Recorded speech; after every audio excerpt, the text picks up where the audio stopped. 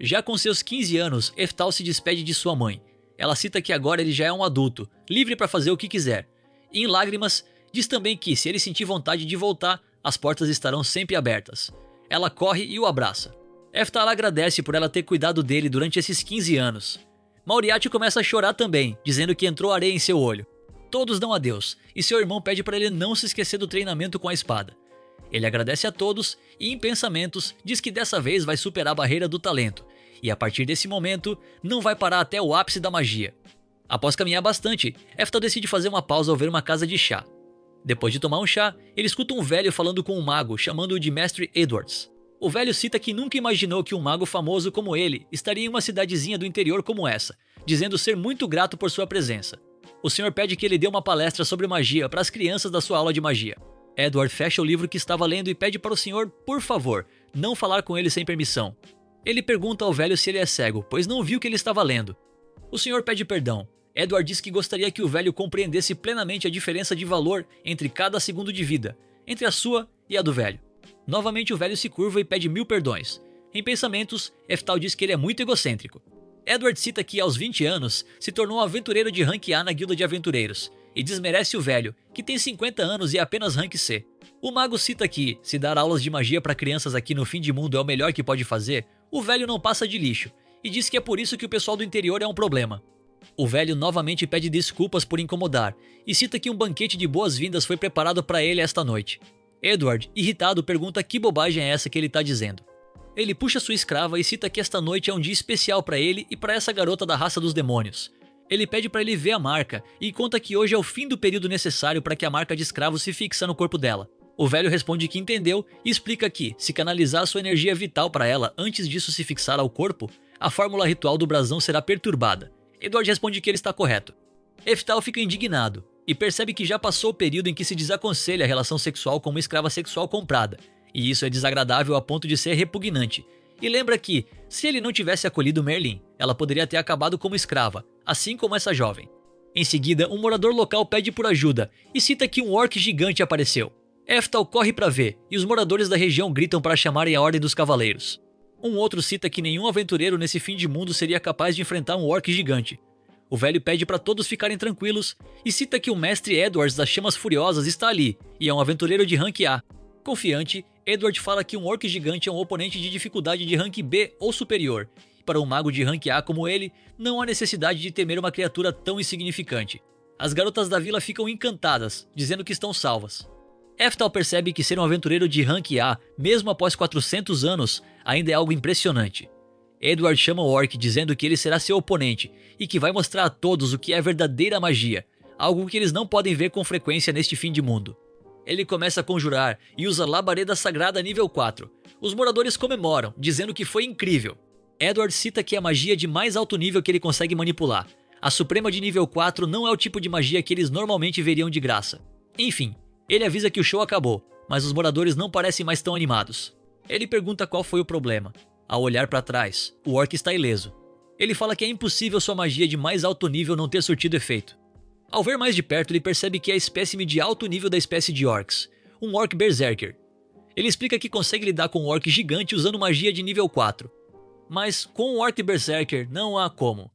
Em seguida, ele começa a correr conjurando um feitiço e coloca uma barreira de nível 3 para prender o orc junto dos moradores. Sem entender, os moradores perguntam o que ele está fazendo. Edward ri e fala que eles serão iscas. Afinal, uma pessoa nobre como ele não pode se dar ao luxo de morrer em um lugar como este, e precisa deles como isca. Desesperados, eles gritam por ajuda enquanto o orc se aproxima. Eftal respira fundo e usa a anulação dos serafins nível 6 para quebrar a barreira. Edward questiona como ele fez isso. O velho pontua que ele foi capaz de lançar uma magia sem um encantamento. Eftal lamenta o fato de ter chamado a atenção, mas não é algo que ele poderia ter ignorado. Enquanto o orc avança, ele fica pensando em como vai fazer para derrotá-lo sem chamar mais atenção. Ele tem a ideia de lançar um feitiço nível 3 como camuflagem, e em seguida um nível 9. Assim, vai parecer que lançou apenas um nível 3. O orc ataca, mas ele consegue desviar facilmente. Em seguida, usa ataque de fogo nível 3. Os moradores ficam impressionados que um menino dessa idade consegue lançar um nível 3. Até o momento ia tudo como planejado, porém, o orc começa a gritar e é consumido pelas chamas. Eftal questiona o porquê de uma nível 3 ter surtido efeito. Enquanto os moradores comemoram, Edward pergunta o porquê de sua nível 4 não ter funcionado. O velho explica que, ao contrário da magia de Edward, a de Eftal foi completamente refinada e transmutada, e teve a força de uma magia de nível 5. O velho diz que ele parece ter apenas 14 ou 15 anos, mas questiona como ele foi capaz. Eftal entende e cita que Edward não estava fazendo nem o básico direito, e talvez uma nível 1 tivesse bastado. Todos os moradores ficam encarando, e novamente Eftal lamenta ter chamado mais atenção. Disfarçando, ele diz que foi apenas questão de sorte. Porém os moradores nem estão ligando para ele, e sim para o aroma da carne do orc queimando. Um deles questiona se é comestível. Ele aproveita e sai de fininho, dizendo que eles nem perceberam nada. Logo depois, antes de sair, Eftal avisa a Edward que ele deveria mostrar o devido respeito às pessoas mais velhas que ele, e cita que o senhorzinho sabe muito mais sobre magia que ele. Emocionado, o velho agradece. Eftal fala também que aquela tentativa de fuga de antes se configurou em tentativa de homicídio. Graças a ele, foi apenas uma tentativa, porém foi um crime grave. Por isso, um criminoso não tem o direito de possuir escravos, e ordena que ele se entregue e liberte a garota. Apavorado, Edward concorda. Em seguida, Eftal se despede e parte. Enquanto continua a viagem, Eftal percebe que está sendo seguido, e pergunta até quando ela vai ficar o seguindo. Sem jeito, ela diz que tem um favor, se não for um problema. Ele pergunta qual. Ela pede para ele tornar-se o senhor dela. Sem graça, ele pergunta o porquê desse pedido tão de repente. Ela explica que, se as coisas continuarem assim, ela será capturada novamente como escrava fugitiva. Chorando, ela pede por favor. Eftal explica que realmente o brasão de escravos é uma técnica mágica, e que mesmo que ela não tenha mais um senhor, não é algo de que possa se libertar facilmente. Um escravo cujo vínculo com seu senhor foi rompido está, por assim dizer, livre. Porém, se um sujeito maldoso a encontrar e firmar um pacto, ela pode acabar em uma situação pior. Na pior das hipóteses, se desafiá-lo, ela poderia até perder a vida. Ela fala que ele parece ser uma pessoa gentil, não há dúvidas de que ele é 1 milhão de vezes melhor do que aquele homem. Ele responde que é verdade e questiona como ela, sendo da raça dos demônios, acabou se tornando uma escrava. Ela conta que, há muito tempo após perder uma guerra contra uma nação humana, seu clã sempre foi escravizado pelos humanos. Eftal diz que entendeu. Aqueles que se tornaram escravos não conseguem recuperar sua posição a menos que passem por um processo muito rigoroso. É cruel, mas é uma história comum neste mundo. Ela diz não se parecer grande coisa, mas é uma descendente da realeza da raça dos demônios, sendo parente distante de Merlin, a diretora da Academia de Magia de Altena, que é uma escola de magia de prestígio. Eftal fica surpreso. Ela continua dizendo que vem de uma família nobre, mas Eftal a interrompe e pergunta o que ela acabou de dizer sobre Merlin, e pergunta se ela fala da discípula de Eftal dos 4 imperadores. Ela responde que sim, e cita que a mestre Merlin é uma maga do mais alto nível entre a raça de demônios, criada pelo lendário sábio, o próprio Eftal, dos 4 imperadores. Eftal fica contente em saber que, mesmo após 400 anos, ela alcançou grande sucesso e tornou-se diretora de uma academia de magia. Emocionado, ele ri e cita, mesmo após 400 anos, elogiando a longevidade da raça dos demônios. A garota fica sem entender a parte dos 400 anos. Eftal fala que já se decidiu, e por enquanto vai ser seu senhor. Ela pergunta se ele está falando sério, e ele responde que sim. Em pensamentos, ele diz que não pode simplesmente deixar uma parente de Merlin abandonada em um lugar como esse. Eftal lembra que não perguntou o nome dela. Anastácia, responde ela. Ele diz que é um prazer conhecê-la. Ela diz o mesmo e agradece a ele. Mais tarde, Eftal fica aliviado que conseguiram chegar à cidade antes do pôr do sol. Anastácia pergunta que lugar é esse. Ele explica que veio aqui para fazer o exame de admissão da Academia de Magia que acontece nesta cidade no dia de amanhã. Ela pergunta se ele está estudando para exames de admissão, e ele responde que sim. Em pensamentos, ela pontua que ele já é muito forte, mas mesmo assim continua estudando. Eftal fala que primeiro precisa encontrar uma hospedaria. É quando o estômago de Anastácia começa a roncar e ela fala que não é nada demais. Ele fala que está tudo bem e primeiro irão comer algo. Na entrada de um restaurante, ela fala que esse lugar parece ser muito caro. Eftal diz que ela não precisa se preocupar com dinheiro, e antes de um grande dia, precisam comer uma carne gostosa até ficarem satisfeitos. Após entrarem meio sem jeito, o atendente fala que eles são bem-vindos. Eftal pede mesa para 2 e o garçom pede para ele acompanhar. Enquanto observa o interior, Anastácia cita que realmente o local é bem caro. Já em suas mesas, os outros clientes começam a sussurrar, dizendo que tem uma escrava imunda e que esse não é um lugar para ela. O rapaz avisa que essa é a mesa dele. Ele agradece e pede para Anastácia não fazer cerimônia e que pode comer à vontade. Ao olhar para frente, ele não a vê e pergunta o que ela está fazendo no chão. Ela responde que está sentada. Eftal fala que tem um lugar para ela na mesa e pede para ela levantar. Encantada, ela pergunta se até mesmo uma escrava como ela pode se sentar à mesa. Ele questiona o porquê dela estar dizendo o óbvio. Ela explica que é a prática habitual que o escravo se ajoelhe ao lado de seu senhor, pronto para se mover caso surja necessidade. Ele responde que esse tipo de prática é desnecessária diante dele. Mesmo assim, ela fica com receio. Eftal percebe que essa mentalidade de escravo está enraizada nela. Nesse caso, ele diz para ela considerar isso como uma ordem do seu senhor. Em seguida, estende a mão, dizendo para ela se sentar e que é macia. Ela responde que realmente é macia. É quando um funcionário pede licença e explica que é rigorosamente proibido que escravos se sentem nas cadeiras desse estabelecimento. Além disso, trata-se de um estabelecimento de alto padrão frequentado pela elite. Ele pergunta se Eftal tem dinheiro e fala que eles foram conduzidos a uma mesa por um erro de um funcionário. Anastácia diz que é melhor eles irem comer em uma das barracas lá fora. Eftal pede para ela não se preocupar e coloca 3 itens na mesa, perguntando se isso basta. O funcionário fica assustado. Eftal responde que se não bastar, ele tem mais. Gaguejando, o rapaz cita que são gotas de dragão. Nesse tamanho, cada uma vale mais de 500 moedas de ouro. Em seguida, ele se ajoelha e pede perdão. Eftal fala para ele ficar com o troco e pede para ele trazer apenas carne da melhor qualidade. Ele pede para seus funcionários servirem bem os dois e, se desejar, levar eles para a área VIP. Eftal explica que recebeu bastante dinheiro para a viagem, apesar de ser do seu pai. Já na área VIP, com a mesa cheia, Eftal diz que era disso que ele estava falando. Ao ver o rosto de Anastácia, ele pergunta o que foi. Ela explica que nunca foi tratada assim e pergunta se está tudo bem mesmo uma escrava comer isso tudo. Ele fala que eles irão passar um tempo juntos de agora em diante e pede para ela considerar isso como um gesto de amizade da parte dele. Amizade? Pensa ela. Ele fala para ela comer logo, senão vai esfriar, e pergunta se ela não gosta de carne. Ela fala que não é nada disso. Eftal diz que ela deve ter passado por muitas experiências terríveis e por um tratamento injusto como escrava, e até ele pode acabar tratando assim sem querer. Caso isso aconteça, Eftal fala que ela tem o direito de ficar brava e pergunta se ela entendeu. Ficar brava? Como assim? Pergunta ela. Eftal fica triste e presume que, por ter vivido como escrava por tanto tempo, ela nem compreende o próprio ato de sentir raiva. Ele fala pra ela que não há problema em dizer quando ela não gostar de algo. Ela entende e fica aliviada. No dia seguinte, Eftal fica impressionado com a academia de magia Crone. Anastácia agradece a ele pelas roupas novas, e ele responde que ficou muito melhor assim. Ao reparar, ela cita que há muitos candidatos. Ele fala que é verdade, essa academia tem uma taxa incrivelmente alta de concorrência para entrar. Anastácia pergunta o porquê de ela ser tão especial.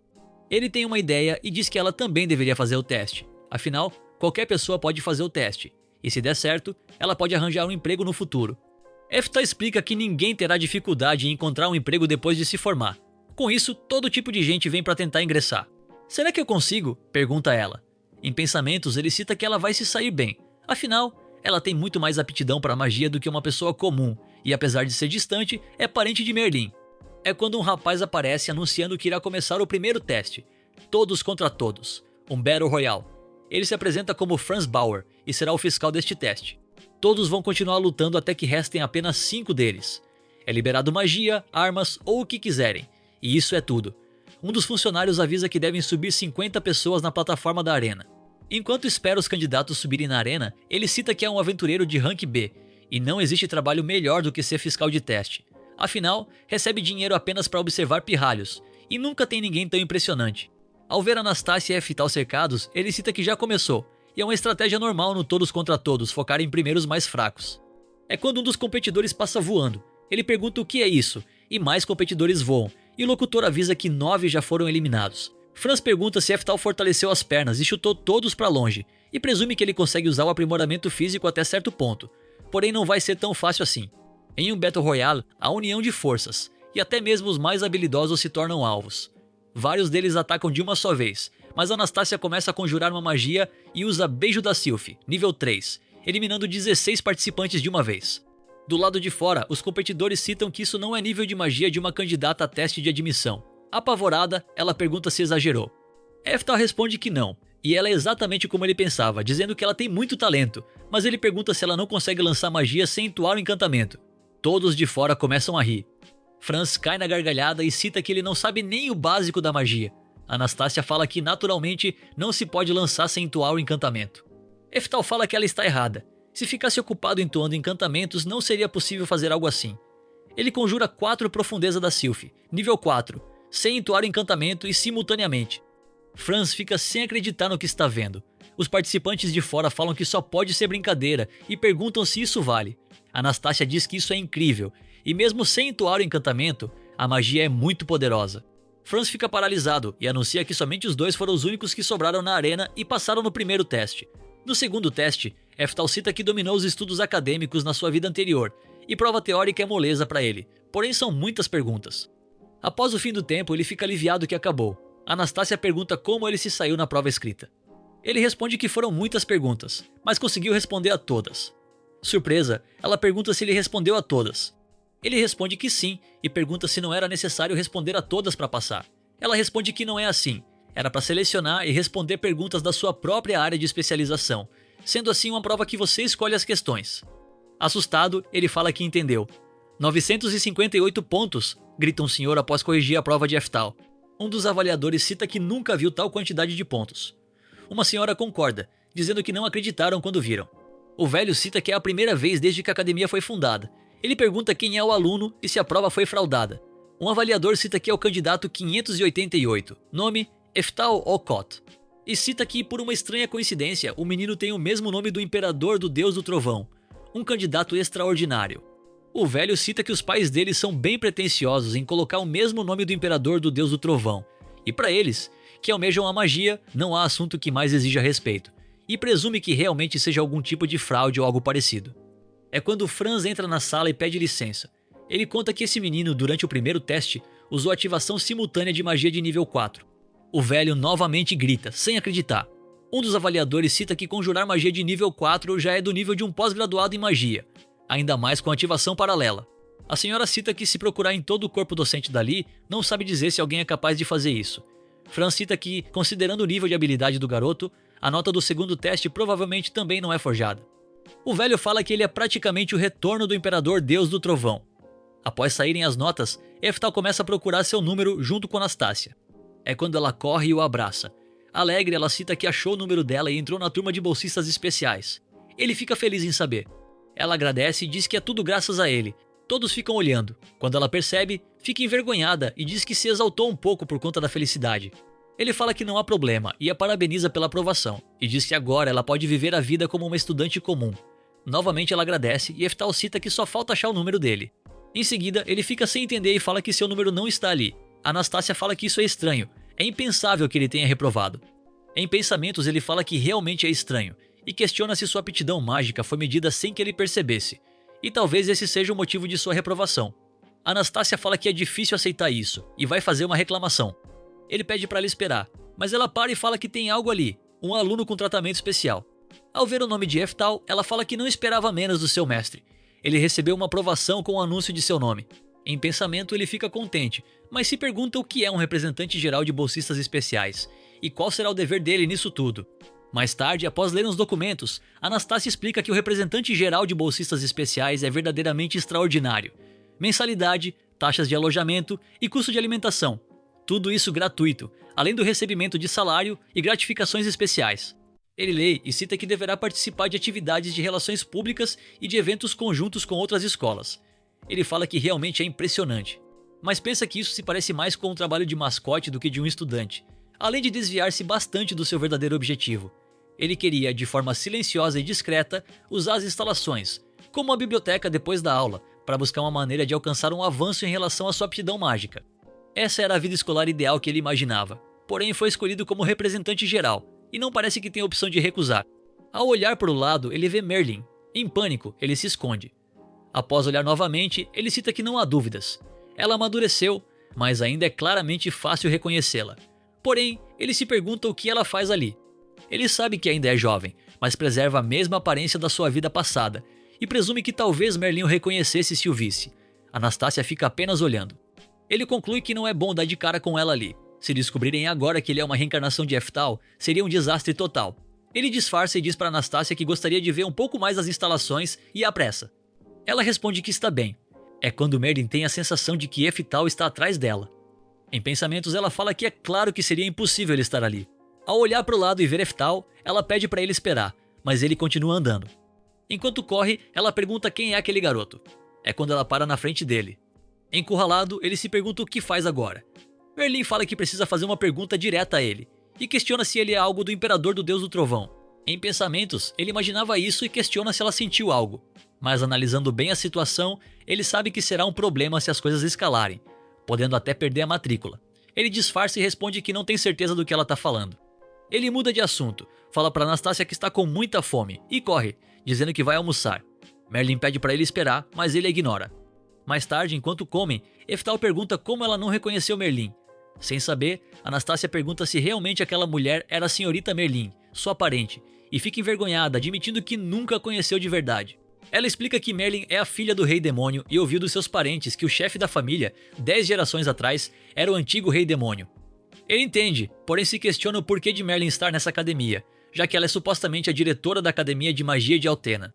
No salão principal, o velho de antes dá as boas-vindas aos novos alunos. Ele avisa que hoje, transcendendo as barreiras da raça, tiveram a honra de contar com a presença da diretora Merlin, da Academia de Magia de Altena, como sua convidada.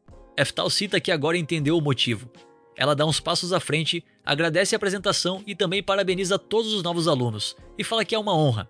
Enquanto ela continua o discurso, Eftal fica aliviado que ela não é uma funcionária dessa academia, mas talvez ainda assim precise fazer algo a respeito depois dessa cerimônia. É quando o velho cita que a seguir, o representante dos novos alunos fará o discurso de resposta, o estudante bolsista especial, Eftal Olcott.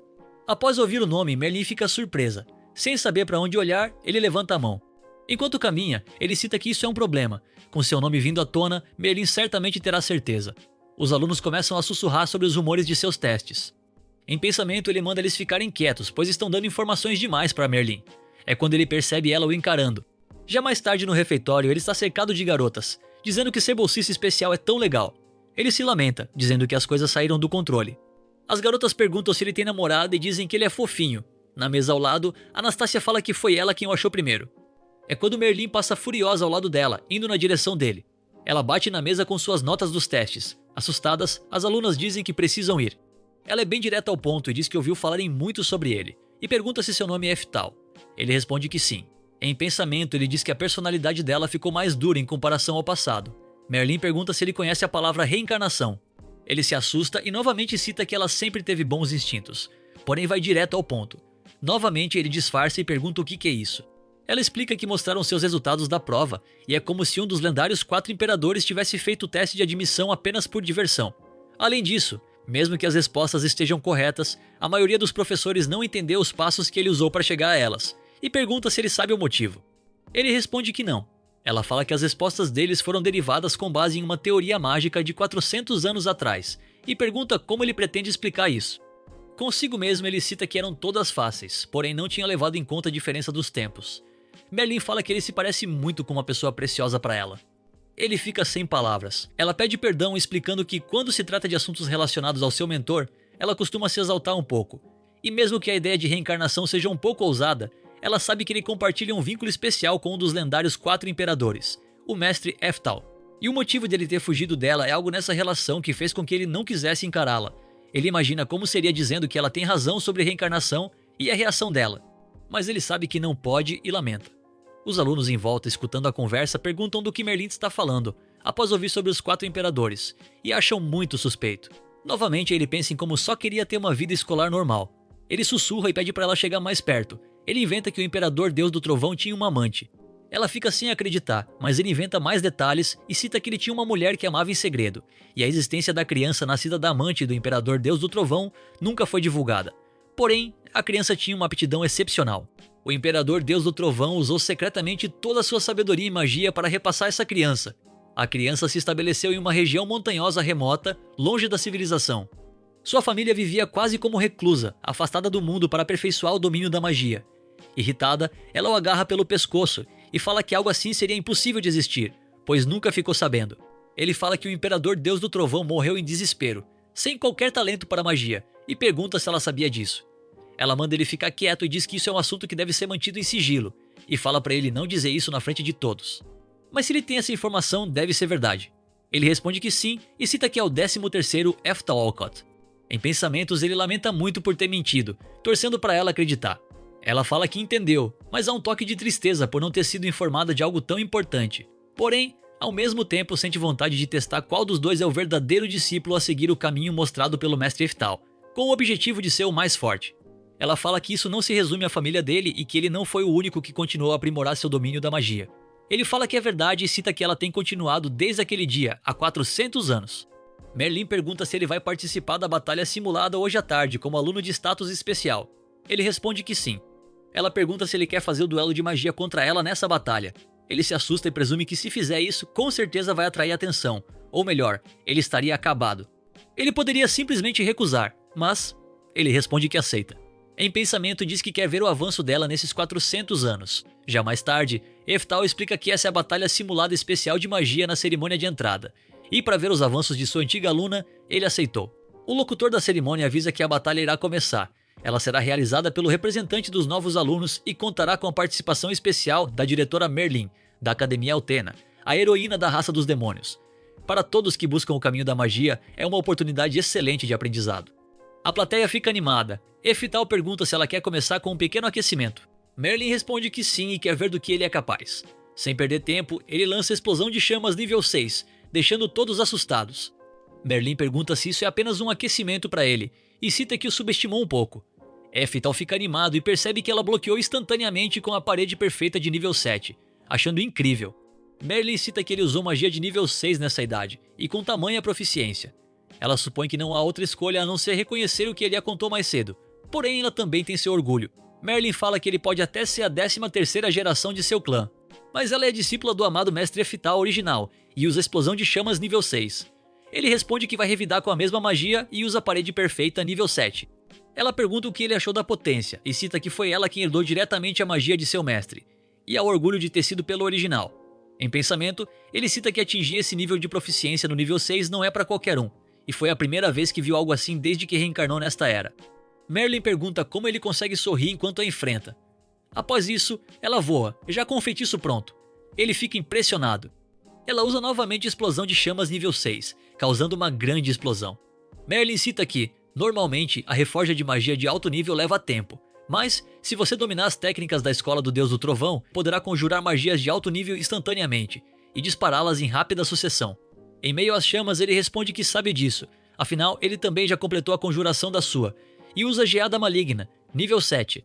Ela pergunta como ele congelou suas chamas, percebendo que ele já havia previsto que uma magia de fogo viria, e preparado um feitiço de gelo com antecedência. Eftal fala que tem mais, e usa Titã de Gelo nível 7. Enquanto ataca, ele explica que a magia de alto nível sem encantamento e os feitiços sequenciais de Merlin são técnicas que ele desenvolveu para enfrentar os outros 4 imperadores. Ela pergunta como, e cita que a conjuração da Geada Maligna foi incrivelmente rápida. Eftal fica animado para ver se ela consegue acompanhar sua velocidade. Ela consegue defender, mas acaba sentindo a pressão. Ele fala que foi uma boa reação e vai acelerar ainda mais o ritmo, usando uma sequência de níveis 7. Ela fala que é muito ousado e defende todos usando múltiplas paredes. Eftal fala que isso foi impressionante e pergunta como ela irá lidar com isso. Em pensamento, ela cita que o nível de refinamento mágico desse é diferente, e pergunta se ele está testando. Ela grita para ele não a subestimar e usa a parede perfeita.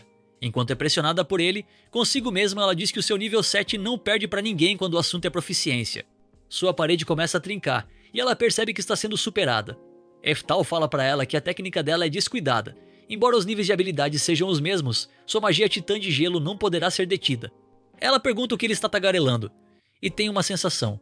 Mesmo no calor da batalha, ele continua apontando seus defeitos, mas não é para zombar, e sim para apontar suas falhas. É quando ela lembra que Eftal dizia as mesmas palavras. Merlin fala que isso tudo é uma droga, perguntando o que ele acha disso, e usa outra parede perfeita, ativada simultaneamente.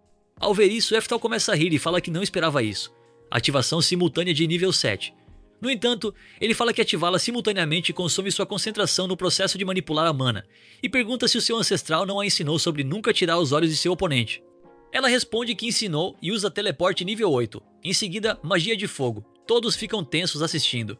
Ela ri e pergunta se mesmo usando isso ela perdeu para ele. Ele responde que sim, e também já estava se preparando para se teleportar. Merlin cita que durante 400 anos aprimorou as habilidades de seu mestre e perdeu para ele, que domina as mesmas técnicas e possui o mesmo nome que seu mestre. Ela fala que deveria estar frustrada, mas ao vê-lo, percebeu que ele é a cópia exata de seu mestre, e isso lhe trouxe boas lembranças, fazendo-a rir. Entretanto, ela vai revelar uma técnica secreta especial dela. Caso ele consiga superar isso, ela admitirá a derrota. Em pensamentos, ele percebe que ela ainda não desistiu da disputa. Ela conjura Martelo de Thor, nível 8.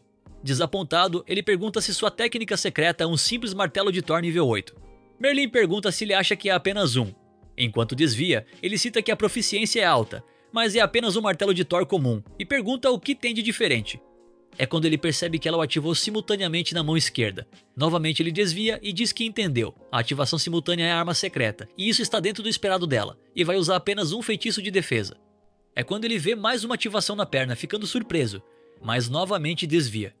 Em pensamentos ele diz que desviou, mas foi por pouco, e nunca imaginou que ela tivesse um trunfo desses na manga. Porém, ele fala que não era apenas isso, e vê 4 ativações simultâneas de nível 8. Ele fica empolgado. Enquanto ela se prepara, Eftal começa a cair na risada e fala que sua técnica é incrível. Após todo o tempo que viveu, ele nunca tinha visto algo tão incrível quanto isso. E cita que aí está a evolução de sua protegida de ouro, a Merlin. Desde que ele partiu durante 400 anos, ela se esforçou todo esse tempo. Ele fala que nesse caso também vai responder aos 400 anos de dedicação dela com tudo que ele tem e vai usar o seu nível 10. Enquanto observa, ele explica que para uma pessoa comum, apenas usar 2 ativações simultâneas de nível 8 seria uma luta para manter a consciência. Ela grita para ele enfrentar isso e ataca. Confiante, ele cita que ver um discípulo crescer não é nada ruim. Ele usa sua magia Eftal, nível 10. Ela pontua que é uma descarga de raio colossal, poderosa o suficiente para absorver o seu martelo de Thor, mas não pode ser. Somente uma pessoa seria capaz de fazer algo assim. Eftal usa cancelamento mágico, absorvendo todos os feitiços. Fica um silêncio absurdo e todos ficam sem acreditar. Em pensamento, ela percebe que ele foi capaz de dissipar o feitiço do ar, devolvendo o raio à atmosfera. Ela ri e fala que filho secreto é uma ova. Essa proficiência excepcional, as manobras impecáveis antecipando o próximo movimento do oponente. E, o mais importante, a pessoa capaz de lançar um Eftal de nível 10. Só há uma pessoa no mundo capaz disso. Emocionada, ela afirma que ele é a reencarnação do mestre Eftal e pergunta se ela está errada. Sem saídas, ele responde que de qualquer jeito ela iria perceber. Merlin pergunta se então é verdade mesmo. Ele responde que ela é a única que saberia disso melhor do que ninguém, e cita que a técnica secreta dela o pegou de surpresa. Enquanto acaricia sua cabeça, ele cita que ela trabalhou duro, sem relaxar, durante esses 400 anos, e está impressionado. Emocionada, ela fala que, ainda viva, finalmente chegou o dia em que pôde reencontrar seu mestre, e ainda escutar tais palavras. Com elas, os seus 400 anos foram recompensados. Eftal fala para ela não chorar e pergunta se ela ainda é uma criança. Ela pede desculpas, mas diante dele sente que continua sendo uma criança. É quando Anastácia corre em sua direção, chamando-o de mestre.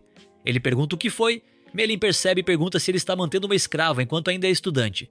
Ele responde que não é isso, explica que seu nome é Anastácia e está cuidando dela por alguns motivos. Anastácia fala que é um grande prazer conhecer ela. Ao vê-la envergonhada, ela presume que deve ter os seus motivos. Anastácia pede para deixar isso para lá e fala que tem uma situação mais grave. Uma multidão se aproxima, pedindo para ele ser o professor. Ele fala que é natural que isso aconteça depois do combate. Merlin pergunta o que o trouxe à academia. Ele explica que queria apenas estudar magia como um estudante normal. Ela fala que entendeu. Nesse caso, precisam fugir agora mesmo. Para onde? Ele pergunta. Ela conta que teve uma ideia. Após percorrer um longo caminho, ele explica que esse local não lhe é estranho, e Merlin avisa que já estão chegando. É quando Eftal reconhece a mansão onde morava, e cita que mesmo após todo esse tempo, ela cuidou e preservou o local. Merlin fala para ele se sentir à vontade aqui, até que os procedimentos sejam concluídos. Eftal pergunta que procedimentos. Ela explica que teve a ideia de tornar ele e Anastácia em seus filhos adotivos. Com isso, ele estará livre para usar as instalações da academia. Ela fica animada, dizendo que nunca imaginou compartilhar sua vida na academia com o mestre Eftal. Ele pede para ela ter calma e explicar melhor. Ela responde que vai usar sua autoridade como diretora da academia para fazer com que os dois sejam matriculados na sua academia de magia de Altena. Ele entende e cita que assim pode continuar se dedicando à magia o quanto quiser como estudante, e com Merlin compreendendo toda a situação como diretora, fica tudo mais fácil. Eftal agradece e abraça ela.